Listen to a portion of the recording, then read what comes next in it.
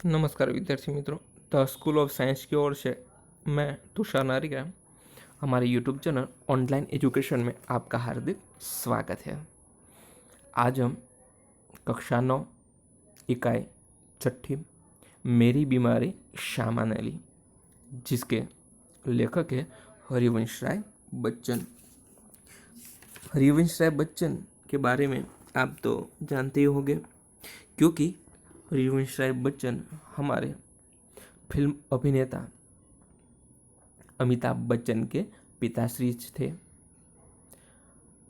पहले हम हमारे लेखक हरिवंश राय बच्चन का परिचय लेते हैं, जिसने सिर्फ एक ही रचना लिखी और इसी रचना के आधार पर उन्होंने साहित्य में अपना नाम है वह कमाया, और वह रचना थी मधुशाला। ऐसा कहा जाता है कि हरिवंश राय बच्चन हालावाद के रचयिता है। प्रकृतिवाद के बाद जो हालावाद आया, उन हालावाद के रचयिता हरिवंश राय बच्चन है। पहले हम उनका परिचय लेते हैं। उनका जन्म सन 1907 ईस्वी सन में और निधन सन 2003 में हुआ था। हिंदी साहित्य में हरिवंश राय बच्चन का जन्म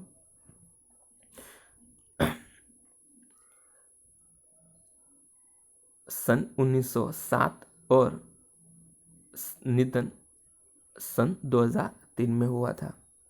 ऐसा कहा जाता है कि हरिवंश राय बच्चन का नाम उनकी एकमात्र कृति से ही अमर हो गया। हालांकि विपुल मात्रा में साहित्य सृजन किया है, जैसे कि छायोदत्तकार में के कवियों में बच्चन एक विशिष्ट सर्जक रहे। इलाहाबाद विश्वविद्यालय के अंग्रेजी के वे प्राध्यापक के रूप में, तत्पश्चात दिल्ली में सरकारी सेवा, आकाशवाणी और दो एक अन्य स्थलों पर आपने सेवाएं दी। भारत के एक विशिष्ट कवि के रूप में राष्ट्रपति जी ने उन्हें राज्यसभा का सदस्य मनोनीत किया था। प्रारंभिक नौकरी पायोनियर प्रेस में की थी। मधुशाला के कवि के रूप में बच्चन जी को इतनी शोहरत मिली कि उनकी मधुशाला का सभा, सम्मेलनों, कवि गोष्ठी आदि में होता था। लोग बड़ी संख्या में उमड़ते थे। कैम्ब्रिज यूनि से जॉन पेट्स नामक कवि के समग्र वाङ्मय पर आपने पीएचडी की है। केंद्रीय मंत्रालय दिल्ली में आपने हिंदी विशेषज्ञ के रूप में अप्रतिम कार्य किया है। आपको कई पुरस्कार मिले, जैसे सोवियत लैंड पुरस्कार, साहित्य अकादमी पुरस्कार और पद्म विभूषण आदि प्राप्त हुए हैं। ती पर कैसे रोकूं मैं आज लहरों का निमंत्रण, और इस पार प्रिय तुम हो, मधु है उस पार न जाने क्या होगा, जैसी काव्य पंक्तियां आज भी लोगों की जबान पर है। मधुशाला, निशा निमंत्रण, सप्तरंगिनी, मिलन यामिनी, आकुल अंतर और एकांत संगीत नामक इनकी प्रसिद्ध सुप्रसिद्ध काव्य संग्रह है। तो क्या भूलूं क्या याद करूं, नीड का निर्माण, फिर बसेरे से दूर और 10 द्वार से सोपान तक शीर्षक से 4 खंडों में लिखी आपकी आत्मकथा है। मेरी बीमारी शा मैंने ली आत्मकथांश है, जो क्या भूलूं क्या याद करूं में से लिया गया है। बच्चन जी की प्रथम पत्नी का नाम श्यामा था, जो सही अर्थ में एक आदर्श जीवन संगिनी थी। श्यामा की बीमारी उनकी खुद की न होकर बच्चन की थी, जो सेवा करते करते उसे लग गई थी। बच्चन जी का यह मंतव्य श्यामा की पति भक्ति, कर्तव्यपरायणता और निष्ठा का प्रतीक है। प्रस्तुत काव्यांश में श्यामा की बीमारी का दर्दनाक और कारुण्यमय सबर निरूपण मिलता है। तो दूसरी और कवि की भावुकता और संवेदनशीलता का प्रकटीकरण मिलता है। क्या भूलूं, क्या याद करूं हरिवंश राय बच्चन की आत्मकथा है। हिंदी के इस सुप्रसिद्ध कवि ने अपने संस्मरण बड़े ही रोचक ढंग से आलेखित किए हैं। कवि अपने जीवन की घटनाओं के साथ उस युग का चित्र भी देता है। प्रस्तुत अंश क्या भूलूं, क्या याद करूं में से लिया गया है। इसका यह शीर्षक मेरी बीमारी सामने ली विषय वस्तु का भी निर्देश करता है। तो आपको पता चल गया होगा कि यहाँ पर दिया गया शीर्षक है मेरी बीमारी सामने ली, यानी कि हरिवंश राय बच्चन जो कि वह एक बड़े ही कवि और लेखक थे। उनकी प्रथम पत्नी का नाम श्यामा था और श्यामा खुद बीमार नहीं थी, मगर बच्चन जी की बीमारी है वह श्यामा को लग गई। और एक दिन ऐसा होता है कि बच्चन जी है वह अपने आत्मबल से अच्छे हो जाते हैं, रोग मुक्त हो जाते हैं, मगर उनकी पत्नी तो कि वो श्यामा है उसे वह रोग लग जाता है और इसी रोग के कारण श्यामा की मृत्यु हो जाती है। यह मुख्य कथा वस्तु है। यहाँ पर बच्चन जी ने दिखाने का यत्न किया है। साथ साथ उनके जीवन में जो भी घटनाएं घटित होती है वह भी दिखाने का यहाँ पर बच्चन जी ने प्रयत्न किया है।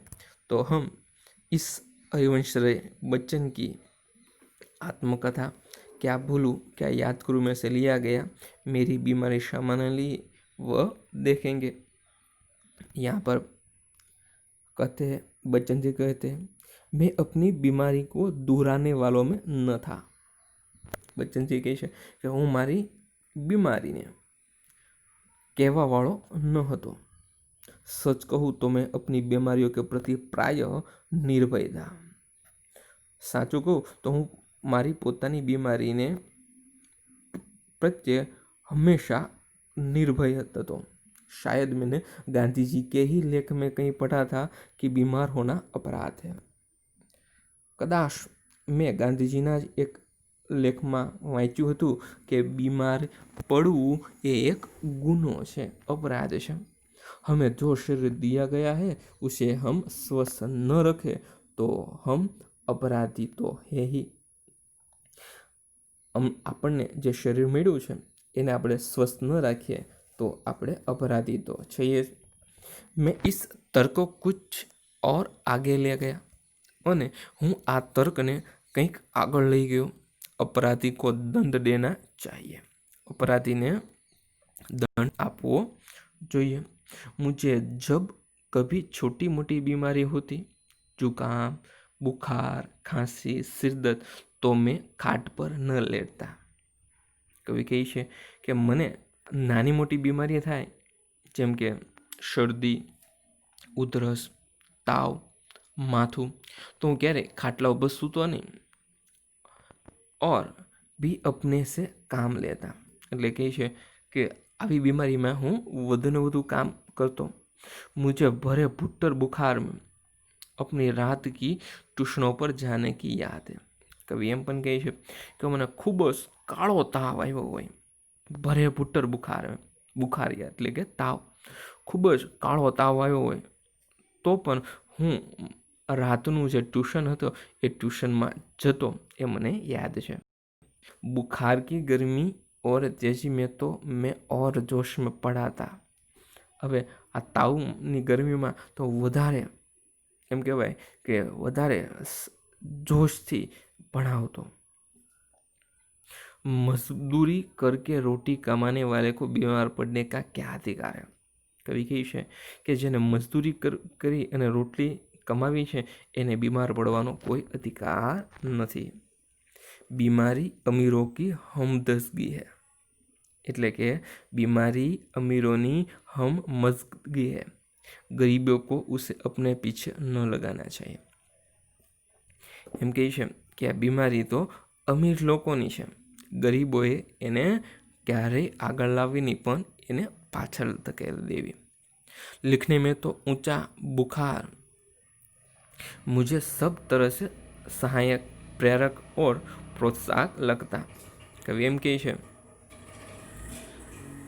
કે હું લખવામાં તો હું ખૂબ જ તાવ હોય એ બધી જ રીતે એ મને સહાય કરતો, પ્રેરણા આપતો અને ઉત્સાહ પણ મને મળતો।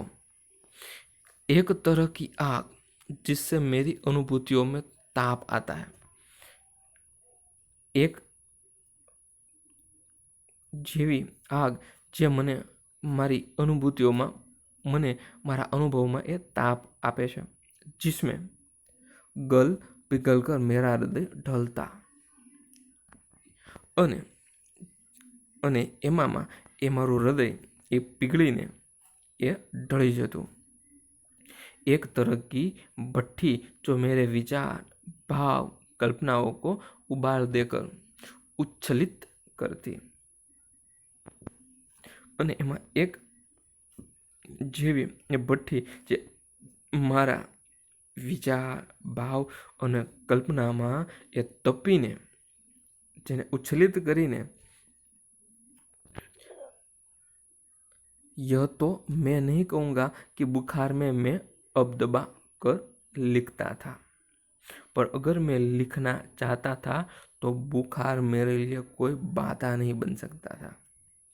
कवि एम કહે છે કે એ તો હું નહીં કહી શકીશ કે તાવમાં હું પડ્યો રહી અને લખતો હતો,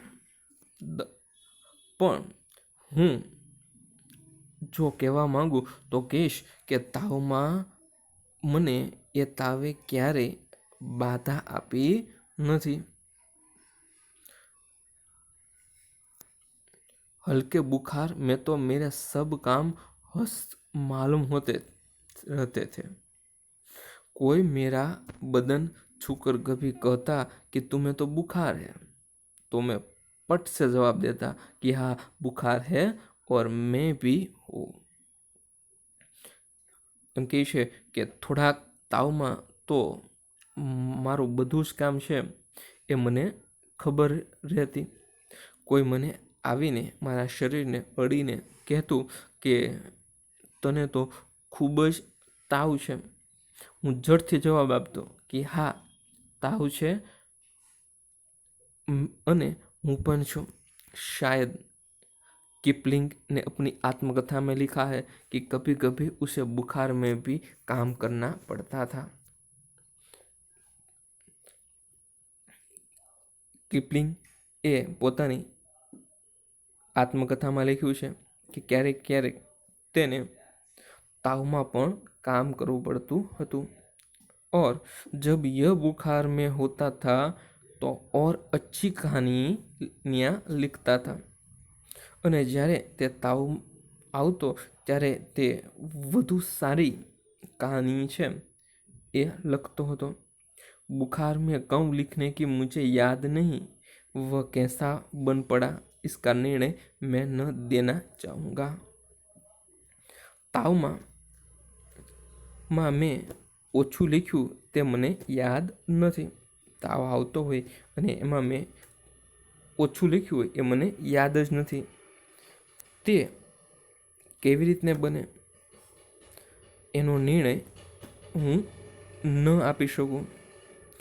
प्रसंगवश मुझे याद आ गया है कि अपनी दो चट्टाने की दो सबसे बड़ी कविताएं सांतरम के नोबेल पुरस्कार ठुकरा देने पर और दो चट्टान अथवा सिसफस बक्सस हनुमान मैंने प्लूरिसी में पड़े पड़े लिखी थी।